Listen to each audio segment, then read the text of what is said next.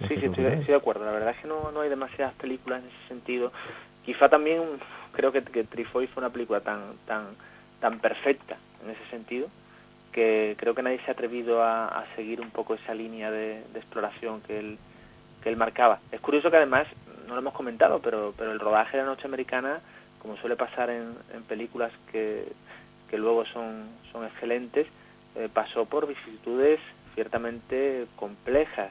La propia Jacqueline Bisset no se encontró muy a gusto en el rodaje, no dominaba demasiado bien el francés, y la película lógicamente era una producción francesa, y bueno, no se encontró muy a gusto.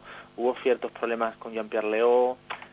No fue una película fácil. Luego también Truffaut se quejó de que la terminó pues demasiado pronto, porque la película en lo que fue un poco la preproducción tuvo también algunos otros problemas, con lo cual él que era tan perfeccionista tuvo la sensación de que la película no la había pulido suficientemente. Luego la película en una primera proyección se le quedó como más allá de 2 horas de duración y tuvo que cortarla. En fin, que hubo una serie de problemas añadidos que de alguna forma no se vislumbra, ¿no? en la propia película cuando la vemos. No, la verdad es que no acusa la cinta para nada problemas, ¿no? Aunque sí que alude a ellos como parte normal de un rodaje. Pero bueno, yo quería que nos comentaras, Luis, eh, por qué elige precisamente la recreación de un rodaje de lo que se llamaba entonces el cinema qualité, ¿no? Ya muy lejos de lo que fue de la Nouvelle Vague. Quizá para mostrar el cine desde una óptica más completa, no sé, pero me gustaría saber tu opinión. Yo pienso que sí, yo pienso que realmente Truffaut, su referente era siempre el cine clásico, y de hecho cuando recupera a Jean-Pierre Aumont en este caso, y a Valentina Cortese, está recuperando a una serie de actores que forman parte de un tipo de cine que él admira. En el caso de Jean-Pierre, él había trabajado con Marcel Carné. En el caso de Valentina Cortese, pues era una actriz de una grandísima trayectoria que había trabajado con Fellini y con Antonioni.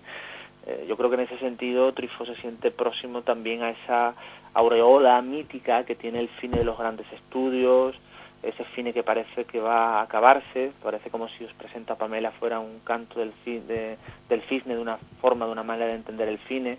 Se dice en la película que bueno, que ya se rueda en la calle, que las películas de alguna forma ya tienen una metodología diferente, y se ha abandonado un poco la óptica hollywoodiense, ¿no? Que al fin y al cabo es la que marca a Truffaut como espectador, por lo que la noche americana remite constantemente a esa manera y a esa forma de entender el cine.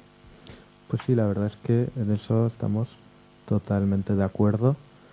Pero bueno, realmente le valió también las críticas de Godard, como ya has dicho antes. Sí, porque parecía que Truffaut tenía que seguir amoldándose a lo que era el cine de la Nouvelle Vague, y bueno, y Truffaut fue alguien que surgió de ese movimiento, que como crítico defendió también en cierto momento un tipo de cine rupturista que rompiera con lo que entonces estaba haciendo en la propia Francia, con ese cine academicista.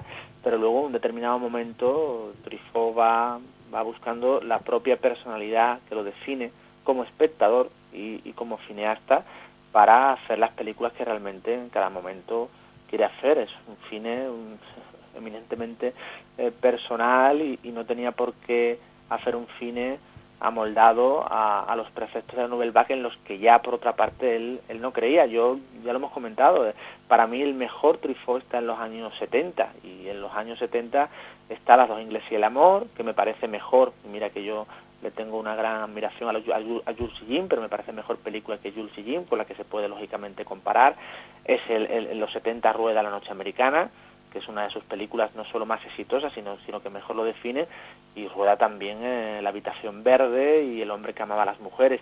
Ahí, en esas 4 películas, tenemos sintetizado parte del mejor cine que hizo Truffaut.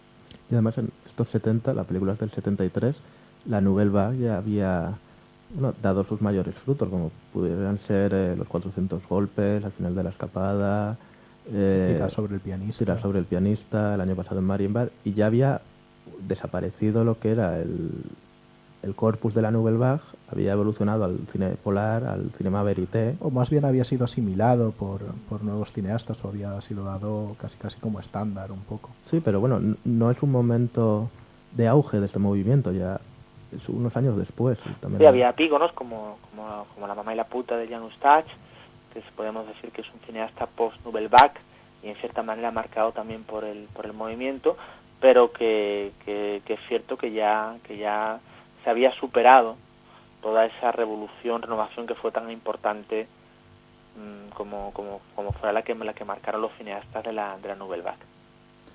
Pues sí, cambiando un poco ya de tema, una de las cosas que quizá más interesen dentro del corpus de la película pues es el uso de estos artificios, de estas trabas detrás de la cámara para rodar una película, que son totalmente destapadas pues por la cámara propia de la película, ¿no? Ya que estábamos hablando de metacine, pues se ven todas estas dollies, estos travelings, el chico de los escenarios en acción, en fin, incluso cosas menores como el uso de este gato a la hora de la escena de beber la leche, ¿no? Todas estas... Como la piel suave. Exactamente, ¿no? Todas estas vicisitudes dentro del rodaje destapadas, pues comentar un poco cuál es el peso exacto de la película y también quizá un poco cuánto de verdad o cuánto de idealización hay detrás de esta representación de un rodaje, ¿no? De verdad pienso que hay mucha, ¿no? Yo creo que podemos realmente, viendo La Noche Americana, estamos viendo realmente a François Truffaut dirigiendo. De hecho, el personaje de Lilian, que me gustaría destacarlo, bueno, más que el de Lilian, me gustaría más bien destacar el de Joel, ¿no? Que es el personaje al que da vida Natalie Val. Eso es, el personaje de Joel, la script girl, ¿no? Se puede decir, es pues un alter ego de Susan Schiffman, que además aparece aquí por vez primera en La Noche Americana como guionista acreditada en el cine de Truffaut, una persona que fue muy importante a nivel creativo también en la obra de Truffaut. El personaje, en este caso de Joel, pues es fundamental para entender la manera que tenía Truffaut de trabajar con Susan. Ahí lo podemos ver perfectamente. Sí, desde luego, es su mano derecha indiscutible, ¿no? Tanto como co-guionista, como ayudante de dirección, y desfacedora de entuertos. Sí, es quizá el personaje más amalgamador de toda esta gran familia del rodaje, ¿no? El que quizá más los une o que ofrece consejos o incluso a veces desdén cuando la persona lo necesita, ¿no? Cuando Jean-Pierre Léaud está por dejar el cine, poco más que le deja con la palabra en la boca, como si no tuviese importancia esa elección, ¿no?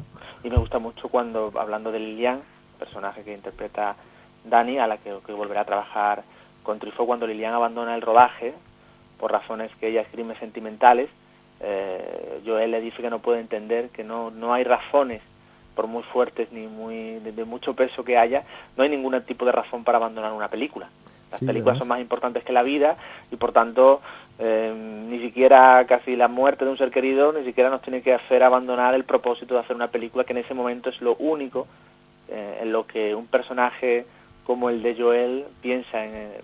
O sea, es también curioso por la manera diferente de entender el cine. Un poco esa manera de entender el cine de Joel era la que tiene Ferran, la que tiene Truffaut, que al fin y al cabo es eso lo que se está tratando de decir en la película, que las películas, que el cine es más importante que la vida, que eso también era un poco algo que sí podemos vincularlo a lo que puede ser los preceptos de la Nouvelle Vague.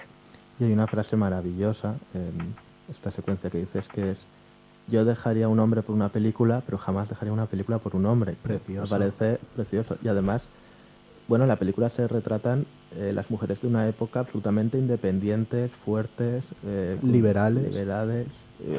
No, y lo que decía antes, lo que decía antes, que a lo mejor se puede haber entendido un mal, me refiero cuando, si os acordáis, la escena en la que fallece el personaje de Jean-Pierre Aumont, lo cual lleva a un quebradero de cabeza total por parte de todo, sobre todo de Ferran, del director, porque claro, si es que se te muera un actor, pues cuando estás rodando una película te rompe completamente los esquemas, ¿no? Sí, eso mismo le pasó hace relativamente poco al pobre Terry Gilliam con su imaginario del Dr. Parnassus, que la verdad es que lo solucionó bastante bien, ¿no? Con otros actores y teniendo la excusa pues de este mundo imaginario, ¿no? Donde se les cambiaba la cara, pero sin duda debe de ser la pesadilla final y definitiva de un director, ¿no? Tener que acabar la película con triquiñuelas, haciendo que los planos sean lo más alejados posible, en fin, una pesadilla completa. William